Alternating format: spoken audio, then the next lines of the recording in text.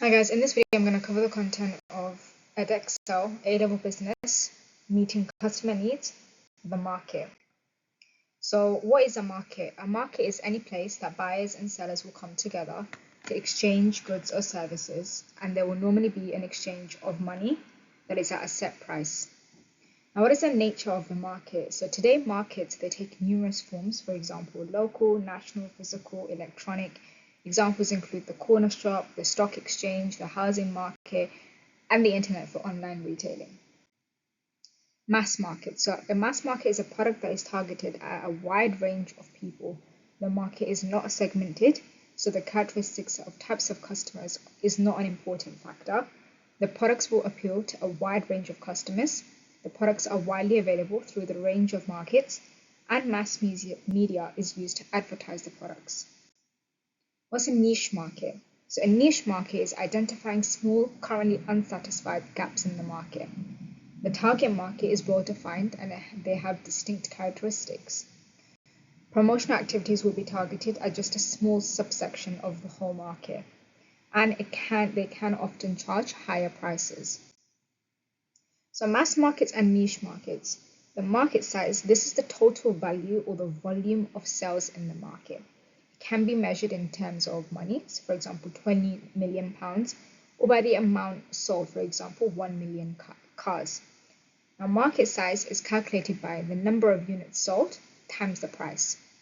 Now, market share, this is the proportion of total market sales that a firm has, and that's calculated as the sales of one firm divided by the total market sales times by 100. Brands. A brand is a product produced by one business using a specific name.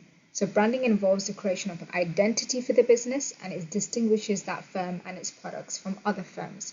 Consumers have a perception of what to expect from a particular brand, for example, the quality, the satisfaction. And a brand is a trademark and it cannot be copied.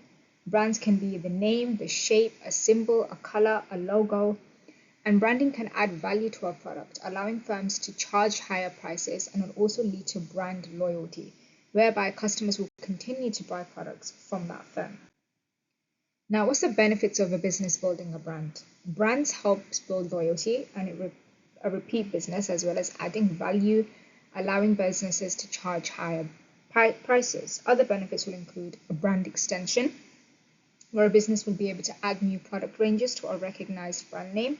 Consumers will be familiar or loyal to the brand, and they'll be more willing to buy new products. Brand value, so the brand name itself adds value to the product. It is therefore said to have a money value, and less has to be spent on advertising the brand once it's established. And brand personality, so brands almost take on a persona of their own. We associate them with certain human characteristics. Dynamic markets. Markets are always changing. The environment is dynamic due to social trends, any changes in technology, competitive environment, the taste of consumers, innovation, the way the customers want to shop, and any changes in legislation. Now, businesses have to adapt their markets in response to these changes. A business that fails to keep up with these trends in the market will soon lose their competitiveness. Online retailing. The process of buying and selling goods and services over the internet, also known as e-commerce or e-tail. It offers greater convenience to the consumer.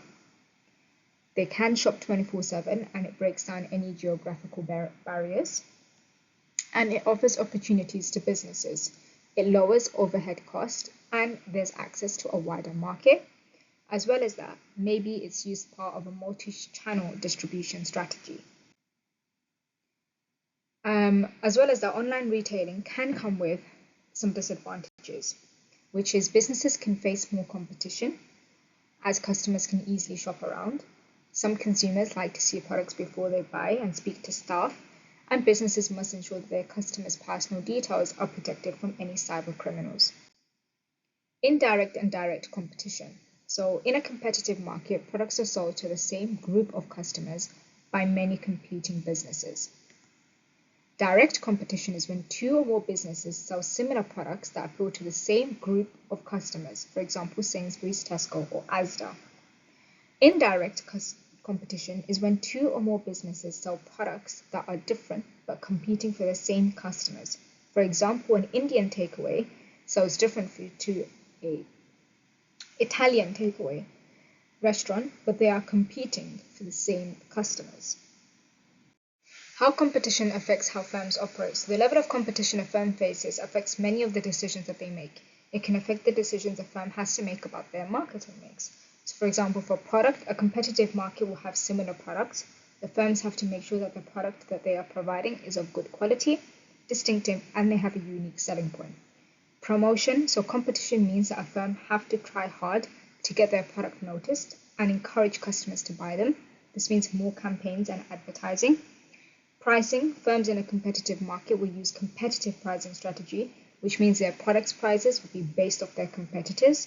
Firms with new products can have a penetration price strategy where they will set lower prices. And place, in a competitive market, a business has to make sure it's easy for customers to access their products. Competition affects the nature of ownership. So competitive mass markets, they're dominated by a few national and global businesses. For example, the UK breakfast cereal market, they're dominated by firms such as Kellogg's. New and smaller firms, they often struggle to survive in these competitive markets as they don't have a budget that they need to win market share. So they might need investors or funds to help them, which means they might have limited companies. They might be limited companies. Big and established companies, they might need to change the nature of their ownership to gain more market share in a competitive market. And a new firm can find it easier to succeed in a market if they operate as a franchise in an agreement that allows a business to use the idea, the name, and reputation of an existing company. Risk and uncertainty. So both risk and uncertainty, they deal with the unknowns. Risk, it is possible to add a probability to quantify the degree of risk and know the outcome of the risk. And it's measurable. Businesses can find a way to minimize the risk, which means they are controllable. Now, uncertainties, it's not possible to add a quantifiable probability as the outcome is too unpredictable and it's not measurable. So business decision making involves both risk and uncertainties. Hopefully this video helps you understand more about the market. If you like this video, then please give it a like and subscribe to my channel. You can follow my Instagram for more updates on videos and resources. You can follow my TikTok for business revision videos, and you can go to the TES website to get a copy of this PowerPoint.